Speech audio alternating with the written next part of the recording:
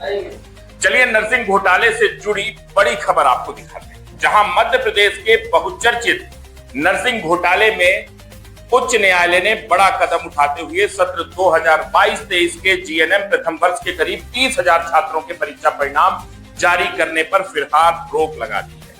Chief justice Sanjeev Sachdev और justice विनय सराफ की division bench के समक्ष हुई सुनवाई में एमपी नर्सिंग काउंसिल ने परिणाम जारी करने की अनुमति मांगी थी। इस पर याचिकाकर्ता की ओर से अदालत को बताया गया कि प्रदेश में सैकड़ों नर्सिंग कॉलेज बिना बुनियादी सुविधाओं जैसे भवन, लैब, लाइब्रेरी और फैकल्टी के ही संचालित हो रहे हैं और कई संस्थान जांच में अपात्र पाए जाने के बावजूद उनके छात्रों को मान्यता प्राप्त कॉलेजों में स्थानांतरित नहीं किया गया। सुनवाई के दौरान हाई कोर्ट ने काउंसिल से कड़े सवाल करते हुए पूछा कि जिन छात्रों का रिजल्ट जारी किया जाना है वे किन कॉलेजों में पढ़े और क्या उन संस्थानों के पास आवश्यक संसाधन मौजूद थे।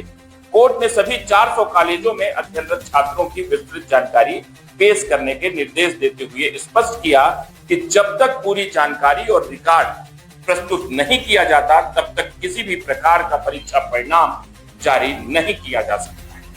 साथ ही कोर्ट ने कहा कि मापदंडों को पूरा नहीं करने वाले कॉलेजों के छात्रों को पहले पात्र संस्थानों में स्थानांतरित किया जाए। मामले की अगली सुनवाई 24 अप्रैल को निर्धारित की गई है। इस मामले में अधिवक्ता विशाल बघेल ने क्या कुछ बताया है वह भी आपको दिखाते हैं। जी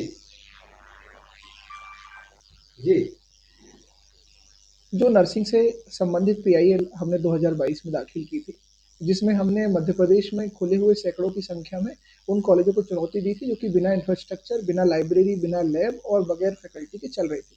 उसमें बाद में सीबीआई की जांच हुई थी और उसमें 700 में से लगभग 500 कॉलेज बंद किए गए थे। आज उस मामले की सुनवाई माननीय चीफ जस्टिस की बेंच में हुई थी, जिसमें नर्सिंग काउंसिल की ओर से 30,000 बच्चों के परिणाम जारी करने के हेतु आवेदन प्रस्तुत किया गया था। उस पर सुनवाई हुई।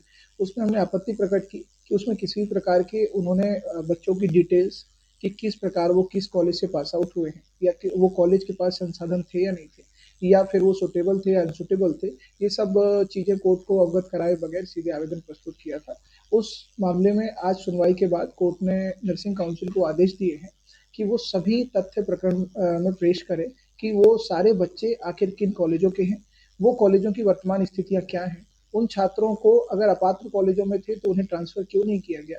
इनसे संबंधित सभी तथ्यों की जानकारी कोर्ट ने मांगी है और इस मामले की सुनवाई 24 अप्रैल के लिए नियत की है। नोटिस पहले से सभी पक्षकारों को जारी है और सीबीआई इत्यादि की जांच भी हो चुकी है। अब मामला अपने अंतिम स्तर पर है।